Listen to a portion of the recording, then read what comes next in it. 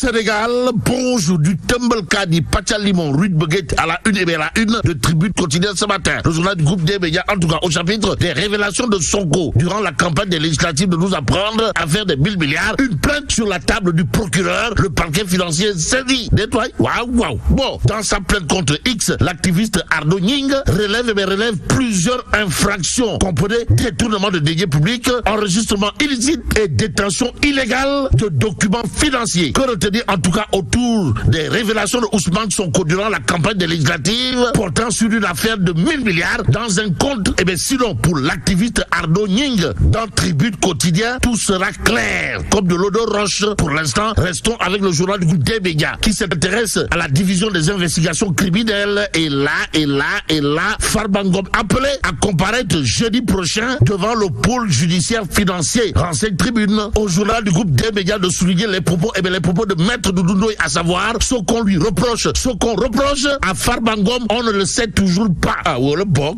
Bon, d'où l'intérêt pour nous de prendre l'info quotidienne ce matin. Le journal, en tout cas, dédié à faire des 125 milliards, Farbangom face au juge, Tahirou Sarr face à la DIC. En attendant de savoir si tout chemin serait désormais parsemé de DIC, passons à Sud Quotidien qui indique à faire des transactions suspectes portant sur plus de 125 milliards de francs CFA et impliquant Farbangom, 48 heures chrono au chronomètre de source A. Le mandat de comparution décerné à monsieur l'honorable député maire de Agnam. Alors, ce que ça cache, voilà ce qu'explique ou tente d'expliquer source A ce matin.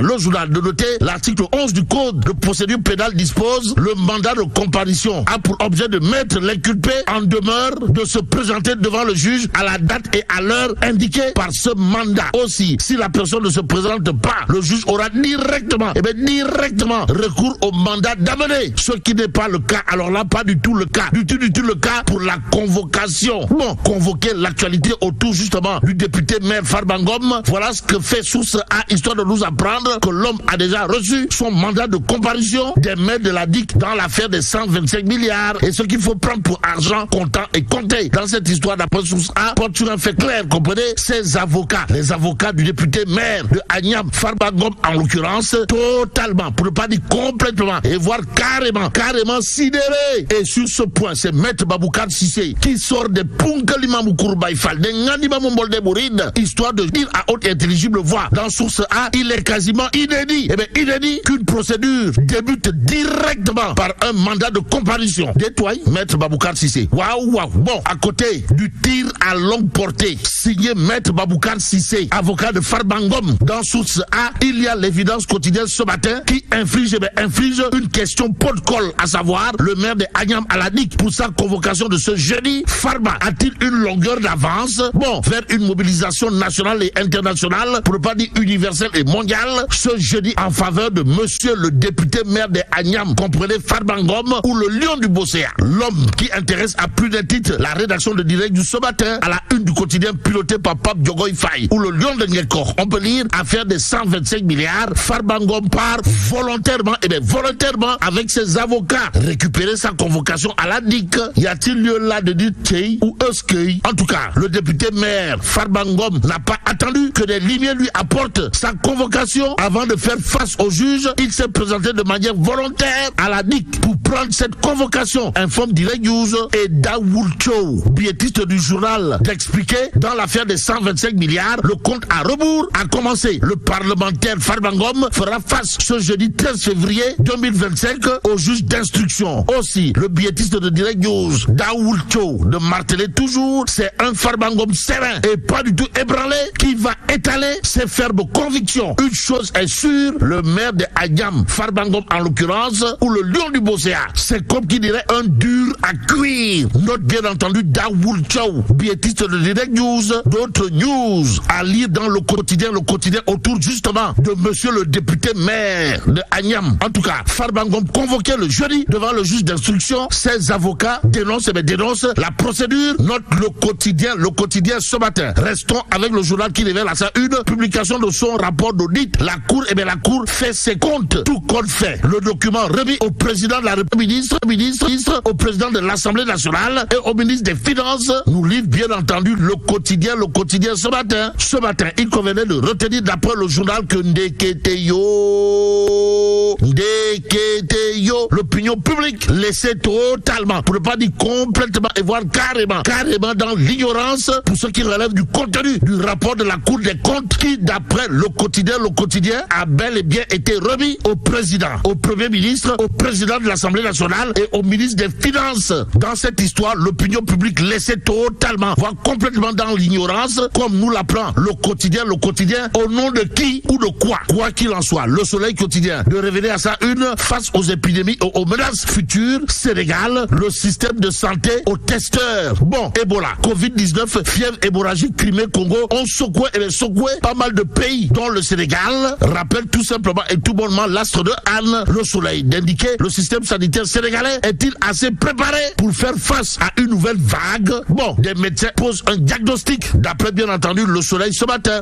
L'autre journal qui s'intéresse au système sanitaire, c'est Enquête à la une du quotidien piloté par Mohamedou Wade, mon confrère. On peut lire santé publique, exode des médecins, le Sénégal perd ses soignants. Bon, retournons à ce sujet des conditions de travail difficiles, des salaires dérisoires, manque d'infrastructures et entre autres tolof et Diafé.